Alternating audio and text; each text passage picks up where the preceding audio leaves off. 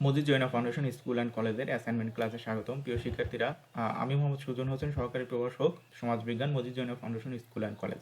আজকে ক্লাস 9-এর বাংলাদেশ ও বিশ্ব পরিচয়ের যে 16তম অধ্যায়ের উপর যে নির্ধারিত অ্যাসাইনমেন্ট, সেই অ্যাসাইনমেন্টের আলোকে কথা বলবো। দেখো, তো আমাদের 16তম অধ্যায়ের নাম হচ্ছে বাংলাদেশের সামাজিক সমস্যার প্রতিকার, অর্থাৎ বাংলাদেশের সামাজিক সমস্যার প্রতিকার। তোমাদের বইয়ের 16তম অধ্যায়ের উপর যে নির্ধারিত অ্যাসাইনমেন্ট, অর্থাৎ বাংলাদেশ বিশ্ব পরিচয়ের, এটা হচ্ছে 3য় পর্বের অ্যাসাইনমেন্ট। এই অ্যাসাইনমেন্টের যে টপিকটা হচ্ছে সেটা আমি পড়ি। দেখো, এখানে হচ্ছে বলা হচ্ছে যে নারীর প্রতি সহিংসতামূলক আচরণের কারণ বর্ণনা করো।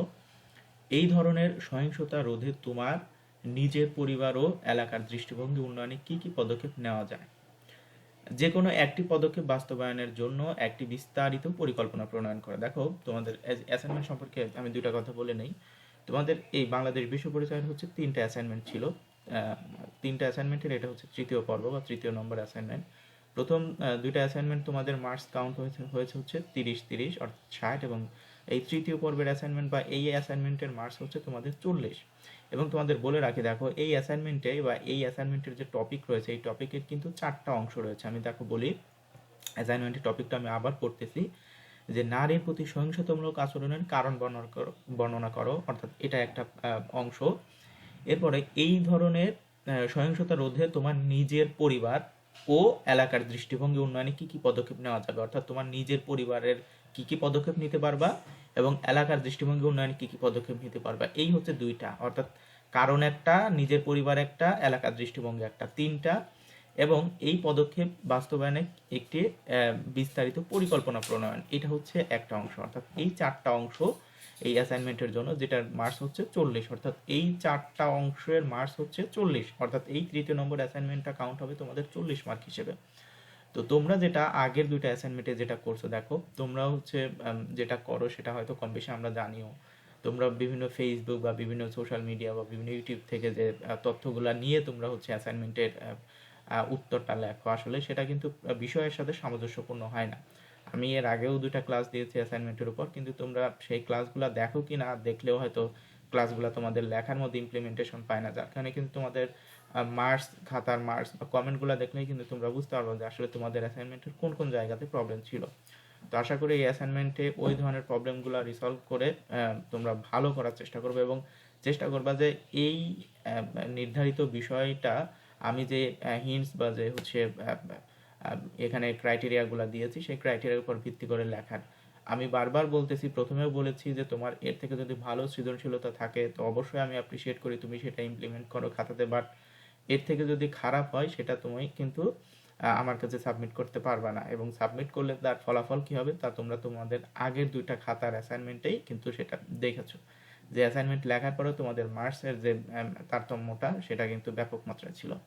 তো যাই হোক, কথা না বাড়িয়ে চলে যাচ্ছে আমাদের নির্ধারিত অ্যাসাইনমেন্ট। দেখো, তো এই অ্যাসাইনমেন্টের উপর আমরা যে বিষয়গুলোর আলোকে কথা বলবো, দেখো, আমি প্রথমেই বলে নিয়েছি যে অ্যাসাইনমেন্ট সম্পর্কিত আলোচনা বা অ্যাসাইনমেন্টের যে আমরা ফরম্যাটে লিখবো, সেই ফরম্যাটের প্রথম স্টেপটা হবে উপস্থাপনা। অর্থাৎ এই যে উপস্থাপনায় আমি বারবার বলতেছি যে উপস্থাপনায় আমরা এমন কথাগুলোই লিখবো যে কথাগুলো আমি পুরো অ্যাসাইনমেন্টের মধ্যে লিখতে যাচ্ছি, অর্থাৎ অ্যাসাইনমেন্টের মধ্যে আমি কি লিখতে যাচ্ছি এই বিষয়গুলো আমি লিখবো হচ্ছে উপস্থাপনা। যেহেতু এটা হচ্ছে বাংলাদেশের সামাজিক সমস্যা ও এর প্রতিকার সম্পর্কিত একটা টপিক, তো সুতরাং বাংলাদেশের সামাজিক সমস্যা কি বা এই ধরনের সামাজিক সমস্যা রোধে তোমার কি কি করণীয়, এই জাতীয় কিছু মেজর কথা থাকবে উপস্থাপনার মধ্যে। এবং উপস্থাপনার পরবর্তী স্টেপটা হচ্ছে, দেখো, নারীর প্রতি সহিংসতার ধারণা। তোমাদের প্রশ্নে বা অ্যাসাইনমেন্টে যদিও বলা হচ্ছে নারীর প্রতি সহিংসতামূলক আচরণের কারণ বর্ণনা করো, অর্থাৎ আমি বলতে চাচ্ছি যে তোমাকে বলা হয়েছে যে নারীর প্রতি সহিংসতার কারণ বর্ণনা করো, বাট কারণ দেখানোর আগে ওই বিষয়টা কি সেটা তোমাকে জানিয়ে দিতে হবে। অর্থাৎ নারীর প্রতি সহিংসতামূলক আচরণ কি, এই জিনিসটা তোমাকে কিন্তু আগে দেখিয়ে দিতে হবে, যে এই বিষয়গুলোকে আমি নারীর প্রতি সহিংসতার আচরণ বলবো বা নারীর প্রতি সহিংসমূলক আচরণ বলবো, এবং এই আচরণের কারণ কি কি তারপর আমরা ব্যাখ্যা করবো। তো এই হেতু আমি বারবার বলতেছি, দেখো, যে তোমরা যখন একটা অ্যাসাইনমেন্ট লিখবে, সেই অ্যাসাইনমেন্টটাকে একটা ফরম্যাটে নিয়ে আসার জন্য কিন্তু কিছু শব্দ, কিছু বিষয় কিন্তু সংযোগ করতে হয়, যার কারণে দেখো এই যে এই পয়েন্ট হচ্ছে সংযোগ করা, যে নারীর প্রতি সহিংসতার ধারণা, অর্থাৎ আমরা কোন বিষয়গুলোকে নারীর প্রতি সহিংসমূলক আচরণ বলবো সেই বিষয়গুলো আমরা এখানে লিখবো। আচ্ছা দেখো, তোমাদের বইতে তোমরা দেখবা তোমাদের বইয়ের 15 পরিচ্ছেদ 15.1 এবং 15.2-এ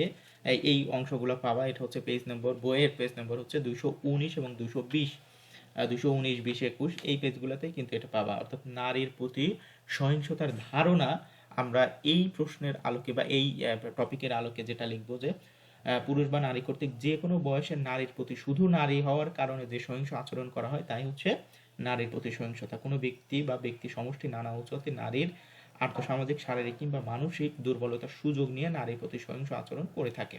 দেখো, নারীর ইচ্ছার বিরুদ্ধে শারীরিক ও মানসিকভাবে একই ধরনের নির্যাতন চালানো হয়। এই সহিংস আচরণ বাড়িঘর, রাস্তাঘাট, স্কুল, কলেজ, কর্মক্ষেত্রে, হাট বাজার থেকে শুরু করে বিভিন্ন জায়গাতে হতে পারে। এই জাতীয় কথাগুলো আমরা লিখবো নারীর প্রতি সহিংসতার ধরন, ধারণা। এবং দেখো, নারীর প্রতি সহিংসতার ধরন বা প্রকৃতি। এখানে দেখো কোন কোন আচরণকে আমরা নারীর প্রতি সহিংসতা বলবো, এই বিষয়গুলো আমরা এখানে লিখবো যে কোন আচরণগুলোকে আমরা নারীর প্রতি সহিংসতা বলবো। দেখো, এখানে বলা হচ্ছে যে বাংলাদেশে, আমি যেটা বললাম যে বাংলাদেশের রাস্তাঘাট, স্কুল, কলেজ, কর্মক্ষেত্র, হাটবাজার সহ বিভিন্ন জায়গাতেই নারীর প্রতি সহিংসমূলক আচরণ প্রদর্শন করা হয়। এর মধ্যে বেশিরভাগ দেখো এখানে বলা হচ্ছে যে দেখো, সাধারণত স্বামী, শাশুড়ি, ননদ এবং পরিবারের অন্যান্য সদস্য দ্বারা নারী এ ধরনের নির্যাতনের শিকার হয়। এসব সহিংসতার মধ্যে রয়েছে দেখো প্রহার মানে আঘাত করা, যৌতুক সম্পর্কিত নির্যাতন, শিক্ষা ও সম্পত্তির অধিকারের বঞ্চনা, অত্যাধিক কাজের বোঝা চাপানো, কন্যা শিশুকে মারধর, যৌন পীড়ন ইত্যাদি। এগুলো হচ্ছে মূলত পরিবারের মধ্যে সংগঠিত সহিংসমূলক আচরণ। অর্থাৎ দেখো, পরিবারের মধ্যে, অর্থাৎ পরিবারের মধ্যে যে সহিংসমূলক আচরণ হয় সেটা হচ্ছে প্রহার করা বা স্ত্রীদেরকে মারধর করা, যৌতুক সম্পর্কিত নির্যাতন করে এবং শিক্ষা ও সম্পত্তির অধিকার থেকে বঞ্চনা। অর্থাৎ নারীদের ক্ষেত্রে যেটা হয় যে বাবা মা পুরুষের ক্ষেত্রে বা ছেলের ক্ষেত্রে যতটুকু শিক্ষা সংক্রান্ত কাজে ব্যয় করতে আগ্রহী থাকে, মেয়েদের ক্ষেত্রে অনেক সময় থাকে না।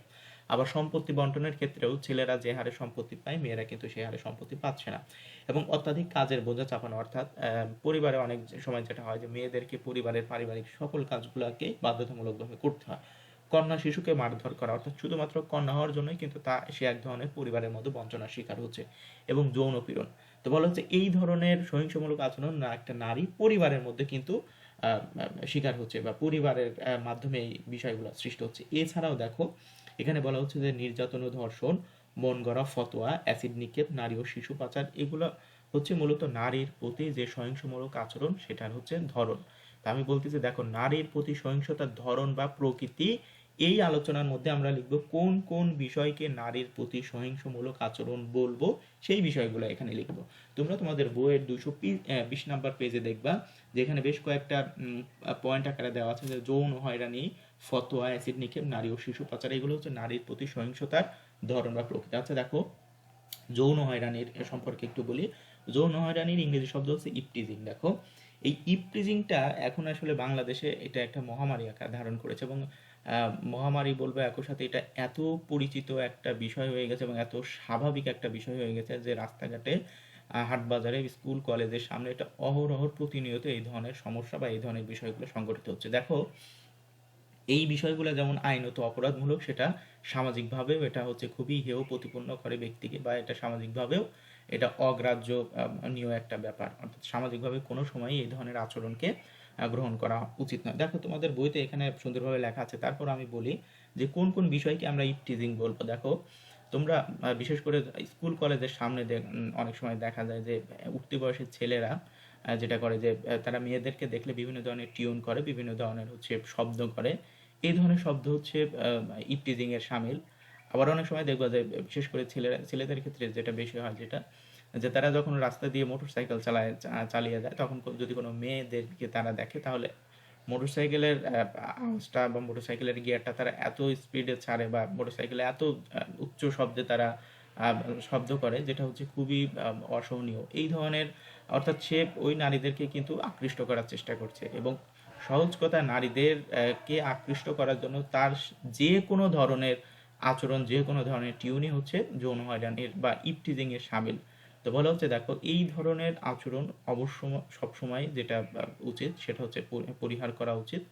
এবং অনেক ক্ষেত্রে এটাও হয় যে আমাদের সোসাইটিতেই হয়, এবং বিশেষ করে এটা গ্রামগঞ্জে না হলে বা গ্রাম্য এরিয়াতে না হলেও শহর বাজারে এটা কম বেশি দেখা যায় যে অনেক সময় মেয়েরাও যেটা হয় যে মেয়েরাও অনেক সময় ছেলেদের সামনাসামনিতে অবস্থান করলে তারা বিভিন্ন ধরনের অঙ্গভঙ্গি প্রদর্শন করে, তো বলা হচ্ছে এই ধরনের আচরণগুলোকেও ইপটিজিং না বললেও এটা মূলত এক ধরনের বেহায়াপনার সামিল। তো আমি বলতেছি ছেলে মেয়ে উভয়েরই এই ধরনের আহ, অসামাজিক বা এই ধরনের অসহনীয় আচরণ বা এই ধরনের আচরণগুলা যেটাকে সমাজ গ্রহণ করে না, সমাজ যেটার প্রতি বিরূপ মনোভাব পোষণ করে, এই ধরনের আচরণ পরিত্যাগ করা উচিত।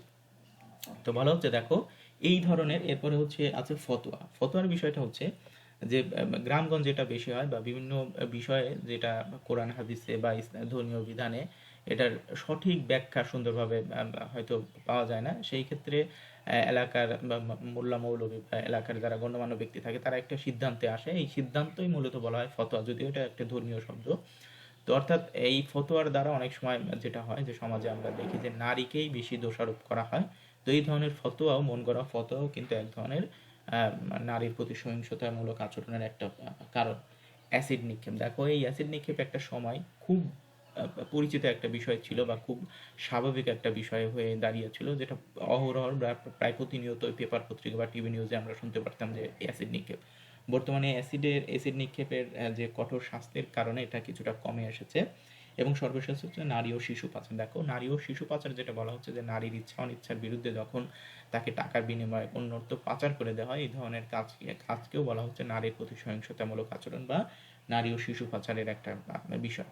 তো এই ধরনের কাজ হচ্ছে নারীর প্রতি সহিংসতা আচরণের ধরন বা প্রকৃতি। তো বলা হচ্ছে তোমরা নারীর প্রতি সহিংসতার ধরন বা প্রকৃতি এই আলোচনার মধ্যে এই বিষয়গুলা লিখবা, যে এই মাধ্যমে বা এই উক্ত বিষয়গুলোর মাধ্যমে নারী বিভিন্ন ধরনের সহিংস আচরণের শিকার হয়। এবং বলা হচ্ছে যে নারীর প্রতি সহিংসতার কারণ কি কি। এখন আমি যেটা বললাম যে এই বিষয়গুলোকে আমি নারীর প্রতি সহিংস আচরণ বললাম, তো এই বিষয়গুলা বা এই সহিংসতার কারণ কি কি আমরা এইটা এখানে লিখবো। দেখো নারীর প্রতি সহিংস আচরণের কারণ যদি আমরা এইভাবে বলি যে সমাজে নারীর প্রতি সহিংসতার বহু কারণ রয়েছে। আমাদের সমাজ ব্যবস্থায় বিভিন্ন কাজে নারী সর্বদা কি অপারদর্শী, অদক্ষ হিসেবে পরিগণিত হয়। অর্থাৎ আমরা চিন্তাই করি যে নারী হচ্ছে এই কাজ পারবে না বা পুরুষকে দিয়ে যে কাজ হবে নারীকে দিয়ে সে কাজ হবে না। অর্থাৎ নারীর প্রতি সবসময় একটা নেগেটিভ কনসেপ্ট কাজ করে। বলা হচ্ছে বাইরে বিভিন্ন সামাজিক ও ধর্মীয় অনুষ্ঠান থেকে বঞ্চিত রাখা, যৌতুক, বাল্যবিবাহ, বহুবিবাহ, ক্রমাগত কন্যা সন্তানের জন্ম এবং এর ফলে পুত্র সন্তানের প্রতি আগ্রহী হয়ে ওঠা প্রভৃতি সামাজিক দৃষ্টিভঙ্গি নারীর প্রতি সহিংস আচরণে বৃদ্ধিতে সহায়তা করে। অর্থাৎ বলা হচ্ছে দেখো নারীর প্রতি যে সহিংসমূলক আচরণ মানুষ করে বা নারীর প্রতি এই সহিংসমূলক আচরণের বহুবিধ কারণ রয়েছে, এর একটি কারণ হচ্ছে দৃষ্টিভঙ্গি জনিত কারণ। দ্বিতীয় নম্বর কারণ যদি আমি বলি যে এটা হচ্ছে সামাজিক কারণ। তৃতীয় নম্বর যদি কারণ বলি এটা হচ্ছে অর্থনৈতিক কারণ। চতুর্থ নম্বর যদি কারণ বলি এটা হচ্ছে কুশিক্ষা অশিক্ষা জনিত কারণ। পঞ্চম নম্বর যদি কারণ বলি এটা হচ্ছে দারিদ্রতা জনিত কারণ। ষষ্ঠ নম্বরের কারণের কথা যদি আমরা বলি এটা হচ্ছে মূলত রাষ্ট্রীয় যে সকল আইন আছে সেগুলোর সঠিক প্রয়োগের অভাবজনিত কারণ। এইরকম তোমরা এখানে নারীর প্রতি সহিংসতার যে কারণ আছে এই কারণটা দেখো তোমাদের 220 নাম্বার পেজে তোমাদের সুন্দরভাবে লেখা যায় নারীর প্রতি সহিংসতার কারণ। এই কারণগুলা তুমি পড়ার পরে এখানে সুন্দরভাবে পয়েন্ট আকারে আকারে লিখবে। আমি প্রথমটা বললাম যে দৃষ্টিভঙ্গিজনিত বা সামাজিক কারণ, অর্থনৈতিক কারণ, দারিদ্র্যজনিত কারণ, কুশিক্ষা অশিক্ষা বা শিক্ষাজনিত কারণ। এরপরে হচ্ছে আইনের বা রাষ্ট্রীয় আইনের সঠিক প্রয়োগের অভাবজনিত কারণ। এরকম তোমরা বিভিন্ন কারণ যেগুলো রয়েছে সেগুলো সুন্দরভাবে পয়েন্ট আউট করে করে লিখবা। এরপর এখানে বলছে যে নারীর প্রতি সহিংসতা রোধে গৃহীত পদক্ষেপ সমূহ। অর্থাৎ নারীর প্রতি যে সহিংসতা হচ্ছে এই সহিংস আচরণ আমরা কোন কোন বিষয়ের মাধ্যমে রোধ করতে পারি বা রোধকরণে কোন কোন বিষয়ের মাধ্যমে আমরা পদক্ষেপ গ্রহণ করতে পারি সেই বিষয়গুলো আমরা লিখব। দেখো তোমাদের এই অ্যাসাইনমেন্টের যে টপিক রয়েছে এই অ্যাসাইনমেন্টের টপিকে দুইটা পদক্ষেপের নামই বলে দিয়েছে। একটা হচ্ছে পরিবার কর্তৃক গৃহীত পদক্ষেপ এবং দ্বিতীয় নম্বর হচ্ছে এলাকার বা সামাজিক দৃষ্টিভঙ্গি উন্নয়নে গৃহীত পদক্ষেপ। দেখো আমি এই জিনিসটা একটু বলি, যেখানে নারীর প্রতি সহিংসতা রোধে গৃহীত যে পদক্ষেপ সমূহ তোমরা তোমাদের বইতে দেখবা এখানে হচ্ছে নারীর প্রতি সহিংসতা রোধে যে আইনি প্রতিকার দেওয়া রয়েছে এইটা কিন্তু এই প্রশ্নের উত্তরে আসবে না, কারণ এই আইনি প্রতিকার এটা হচ্ছে মূলত রাষ্ট্র কর্তৃক গৃহীত পদক্ষেপ। বারবার বলতেছি যে আইন প্রণয়ন করা বা আইন প্রয়োগ করার ক্ষমতা রাখে হচ্ছে রাষ্ট্র, এটা পরিবার বা এলাকার মানুষ এই আইন প্রয়োগ করতে পারে না। যেহেতু তোমাদের অ্যাসাইনমেন্টে বলেছে যে পরিবার এবং এলাকার দৃষ্টিভঙ্গি জনিত যে পদক্ষেপগুলো রয়েছে সেই পদক্ষেপগুলো লিখতে হবে, সেই হেতু আমরা আইন প্রয়োগের যে বিষয়গুলো রয়েছে বা আইন প্রয়োগের মাধ্যমে যে পদক্ষেপ গ্রহণ করা হয় সেগুলো আমরা অ্যাভয়েড করব, কারণ এই প্রশ্নের উত্তরের সাথে রাষ্ট্রীয় আইন মানানসই নয়। তো সেহেতু আমরা এখানে লিখবো যে নারীর প্রতি সহিংসতা রোধে গৃহীত পদক্ষেপসমূহের মধ্যে পরিবার কর্তৃক গৃহীত পদক্ষেপসমূহ কি কি। যেমন দেখো, পরিবার কর্তৃক কি কি পদক্ষেপ গ্রহণ করতে পারে, আমি আগেই বলেছি দেখো যে পরিবারের মধ্যে নারীদের প্রতি যে সহিংসমূলক আচরণ করা হয়, প্রহার করা হয়, এই প্রহার করা পরিবারের মধ্যে আমরা বন্ধ করতে পারি। যৌতুক সম্পর্কিত যে নির্যাতন রয়েছে সেগুলো পরিবারের মাধ্যমে আমরা রোধ করতে পারি। শিক্ষা ও সম্পত্তির যে অধিকার থেকে নারীরা বঞ্চিত হয় সেই বিষয়গুলো আমরা পরিবারের সবার সম্মিলিত চেষ্টার মাধ্যমে রোধ করতে পারি। অত্যাধিক কাজের বোঝা চাপানো, এটাও পরিবারের সদস্যদের মাধ্যমে আমরা সমাধান করতে পারি। কন্যা শিশুকে মারধর, এটাও আমরা পারিবারিকভাবে এটা রোধ করতে পারি। এবং যৌন পীড়ন সহ বিভিন্ন ধরনের যে নারীর প্রতি সহিংস আচরণ রয়েছে সেই আচরণগুলো কিন্তু আমরা এই বিষয়গুলোর মাধ্যমে রোধ করতে পারি। তো এই বিষয়গুলাই আসবে পরিবার কর্তৃক গৃহীত পদক্ষেপ সমূহ এই আলোচনার মধ্যে। এবং দ্বিতীয় নাম্বার হচ্ছে দেখো, এলাকার দৃষ্টিভঙ্গি উন্নয়নে গৃহীত পদক্ষেপ। আচ্ছা, এই এলাকার বলতে মূলত সামাজিক দৃষ্টিভঙ্গি উন্নয়নে গৃহীত পদক্ষেপ বোঝায়। এলাকার সামাজিক বিষয়টা একই একই আসে, যার কারণে তুমি লিখবা এলাকার বা সামাজিক দৃষ্টিভঙ্গি উন্নয়নে গৃহীত পদক্ষেপ। এখন এলাকার বা সামাজিক দৃষ্টিভঙ্গি উন্নয়নে গৃহীত পদক্ষেপ কি হবে সেটা তোমরা তোমাদের বইতে দেখবা 222 নাম্বার পেজে সুন্দরভাবে দেওয়া আছে। নারীর প্রতি সহিংসতা প্রতিরোধে সামাজিক করণীয় কি কি, এখানে সুন্দরভাবে দেওয়া আছে। দেখো এখানে 10টা পয়েন্ট দেওয়া আছে। এই 10টা পয়েন্টের আলোচনা আসবে এই টপিকের উত্তরে, অর্থাৎ এলাকার বা সামাজিক দৃষ্টিভঙ্গি উন্নয়নে গৃহীত পদক্ষেপ কি, এই আলোচনায় আসবে। তোমাদের বইতে যে 10টা পয়েন্ট দেওয়া আছে এই 10টা পয়েন্ট আসবে। এবং এবং দেখো পরবর্তী আসবে এখানে এখানে আমি একটি ড্যাশ বার রেখেছি। ড্যাশ বার এই জন্যই রেখেছি, দেখো তোমরা একটু যদি মনে করতে পারো তোমাদের দ্বিতীয় পর্বের যে অ্যাসাইনমেন্টটা ছিল, দ্বিতীয় পর্বের অ্যাসাইনমেন্টটা আমি এইভাবে বলে দিয়েছিলাম যে একটা তোমাদের এরকম বিষয় ছিল যে সমষ্টিগত সম্পদের একটি তালিকা তৈরি করো এবং সমষ্টিগত সম্পদের উক্ত তালিকা থেকে যে কোনো একটি তালিকা সংরক্ষণের করণীয় কি, এরকম একটা টপিক তোমাদের দ্বিতীয় পর্বের অ্যাসাইনমেন্ট ছিল। ঠিক একইভাবে এইখানে তোমরা লিখবা, এই যে ড্যাশ বার আমি দিয়েছি এইখানে তুমি হয়তো লিখলা যে প্রহার রোধে গৃহীত পারিবারিক বা সামাজিক পরিকল্পনা। অর্থাৎ তোমাদের অ্যাসাইনমেন্টের টপিকে বলেছেন যে দেখো যে কোনো একটি পদক্ষেপ বাস্তবায়নের জন্য একটি বিস্তারিত পরিকল্পনা প্রণয়ন করো। অর্থাৎ যে কোনো একটি পদক্ষেপ তুমি কিভাবে বাস্তবায়ন করবা সেইটা সম্পর্কে বিস্তারিত যে পরিকল্পনা রয়েছে সেই পরিকল্পনাটা প্রণয়ন করতে হবে। এখন দেখো তোমাকে এই জায়গাটা বুঝতে হবে যে এইখানে আমি যেই বিষয়টা লিখবো সেই বিষয়টা যদি পারিবারিক হয় তাহলে শুধু লিখবো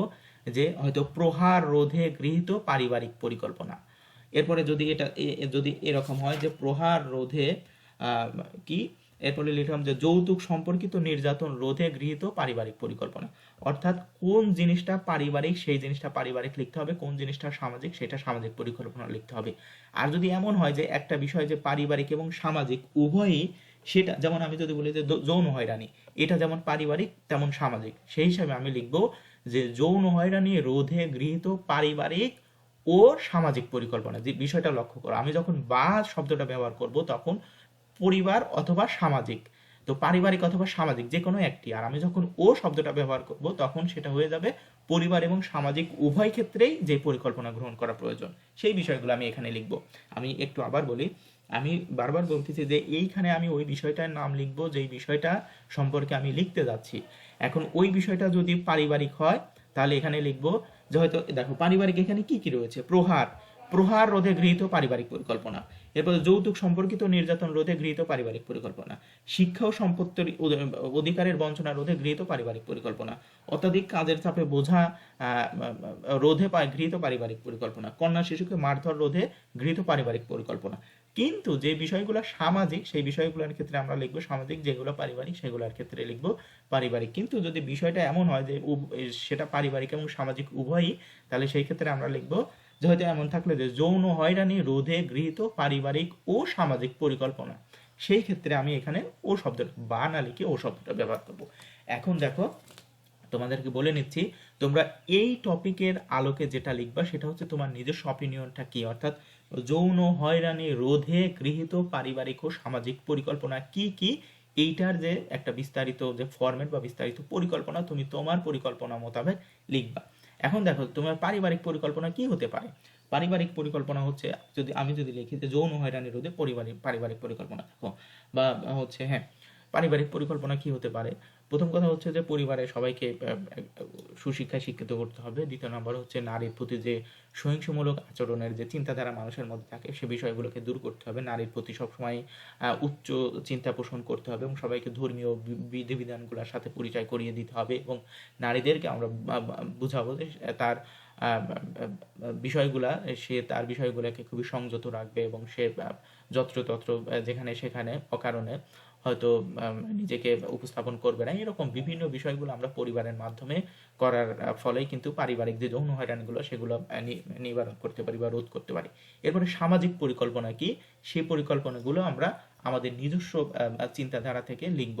এখন তোমাকে বলে রাখি, দেখো এই যে সামাজিক পরিকল্পনা, এইটা কিন্তু তোমাদের বইয়ের 222 নাম্বার পেজে আছে, কিন্তু এই উত্তরগুলা বা এই বিষয়গুলো, এই যে 10টা যে স্টেপ রয়েছে, এই 10টা স্টেপ কিন্তু আসবে এই উত্তরের এই টপিকের আলোকে বা এই পয়েন্টের আলোকে লিখতে হবে। অর্থাৎ এলাকার বা সামাজিক দৃষ্টিভঙ্গি উন্নয়নে গৃহীত পদক্ষেপ, এই টপিকের আলোকে কিন্তু এই 10টা পয়েন্ট লিখতে হবে। বাট এইখানে তোমাকে বলা হচ্ছে যে হয়তো যৌন হয়রানি রোধে গৃহীত পারিবারিক বা সামাজিক পরিকল্পনা, এখানে শুধুমাত্র যৌন হয়রানি রোধে পরিবার বা সমাজে কী ধরনের পরিকল্পনা তুমি গ্রহণ করতে পারো সেই বিষয়গুলো এখানে লিখতে হবে। অর্থাৎ তুমি এখানে যে বিষয় সম্পর্কে লিখবা সেই বিষয়টা সম্পর্কে রোধে গৃহীত পারিবারিক বা সামাজিক পরিকল্পনা কি কি, যেটা তুমি পোষণ করবা, তুমি চিন্তা করো, সেই বিষয়গুলো এখানে আসবে। সর্বশেষ হচ্ছে উপসংহার, এবং উপসংহারের মধ্যে আমি বলেছি যে উপস্থাপনায় আমরা লিখব আমরা পুরো অ্যাসাইনমেন্টের মধ্যে কি লিখতে যাচ্ছি, এবং উপস্থাপনার মধ্যে আমরা লিখব আমি এই পুরো অ্যাসাইনমেন্টের মধ্যে কোন কোন বিষয় বা কি কি বিষয় লিখেছি। অর্থাৎ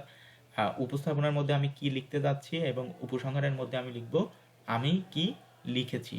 তো এই হচ্ছে তোমাদের বাংলাদেশ বিশ্ববিদ্যালয় নবম শ্রেণীর তৃতীয় পর্বের অ্যাসাইনমেন্টের উপর কিছু আলোচনা। দেখো আমি প্রথম থেকেই বলে আসতেছি যে তোমরা তোমাদের প্রথম 2টা অ্যাসাইনমেন্টে খুবই খারাপ করেছো।